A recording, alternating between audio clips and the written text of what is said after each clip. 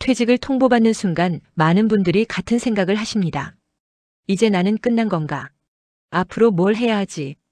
이 나이에 다시 시작이 가능할까? 권고사직이나 희망퇴직은 준비된 퇴직보다 훨씬 더 큰 충격으로 다가옵니다. 마음의 준비도 생활의 준비도 되지 않은 상태에서 갑자기 멈춰 서게 되기 때문입니다.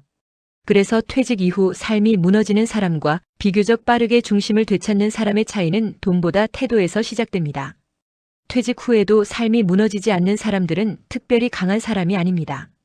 그들은 남들보다 의지가 강해서가 아니라 생각하는 기준이 다릅니다. 첫 번째 태도는 퇴직을 실패가 아니라 상황 변화로 받아들인다는 점입니다. 삶이 무너지는 분들은 퇴직을 자신의 가치가 부정당한 사건으로 해석합니다.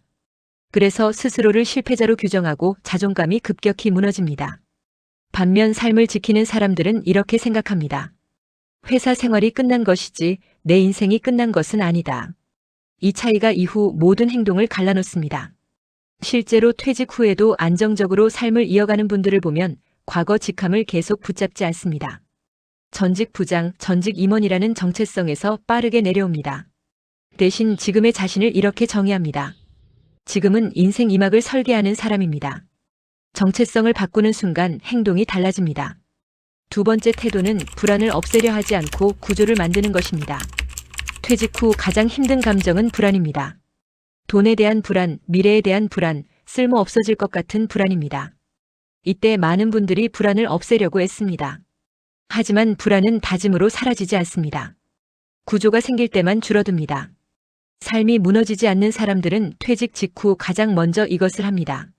하루 구조를 만듭니다. 몇 시에 일어나고 언제 움직이고 언제 쉬는지부터 정합니다. 수익이 없어도 상관없습니다. 중요한 것은 하루가 흘러가는 틀이 있는가입니다.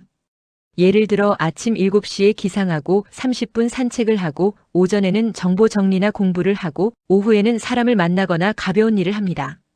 이렇게 하루를 설계하면 쓸모없는 시간에 생각이 잠식되지 않습니다. 불안은 시간이 많아서 생기는 것이 아니라 방향 없는 시간에서 커집니다. 세 번째 태도는 당장 돈을 벌려 하지 않는다는 점입니다. 이 부분이 매우 중요합니다. 퇴직 후 바로 무언가를 해야 한다는 압박 때문에 성급한 선택을 하는 분들이 많습니다. 지인의 권유로 투자를 하거나 준비되지 않은 창업에 뛰어들거나 경험 없는 일을 무리하게 시작합니다. 그리고 이 선택이 재정과 마음을 동시에 무너뜨립니다. 삶이 무너지지 않는 사람들은 퇴직 후 최소 6개월에서 1년은 정리 기간으로 둡니다. 이 기간에 하는 일은 단순합니다. 돈을 벌기보다 돈이 얼마나 필요한지부터 정리합니다. 퇴직금과 자산을 정확히 파악하고 월 최소 생활비를 계산합니다. 이 작업만 제대로 해도 불안의 절반은 줄어듭니다. 네 번째 태도는 혼자가 되지 않는다는 점입니다. 퇴직 후 많은 분들이 사람을 피합니다. 체면 때문에 비교가 싫어서 질문이 부담스러워서입니다. 하지만 고립은 생각을 왜곡시킵니다. 삶을 지키는 사람들은 대단한 인맥을 유지하지 않습니다. 대신 최소한의 연결은 유지합니다. 비슷한 상황에 있는 사람 1명, 마음을 나눌 수 있는 사람 1명이면 충분합니다. 사람과의 연결은 정보보다 감정을 지켜줍니다. 다섯 번째 태도는 자신을 다시 쓸모있게 만드는 작은 역할을 만든다는 점입니다. 퇴직 후 허무감의 정체는 무력감입니다. 나를 필요로 하는 곳이 없다는 느낌이 가장 사람을 무너뜨립니다. 그래서 삶이 무너지지 않는 사람들은 작더라도 역할을 만듭니다. 무급이어도 괜찮습니다. 봉사, 글쓰기, 기록, 커뮤니티 활동, 지식 정리, 경험 공유 같은 일들입니다. 이 역할은 돈보다 먼저 자존감을 회복시켜줍니다. 여기서 중요한 것은 규모가 아니라 지속성입니다.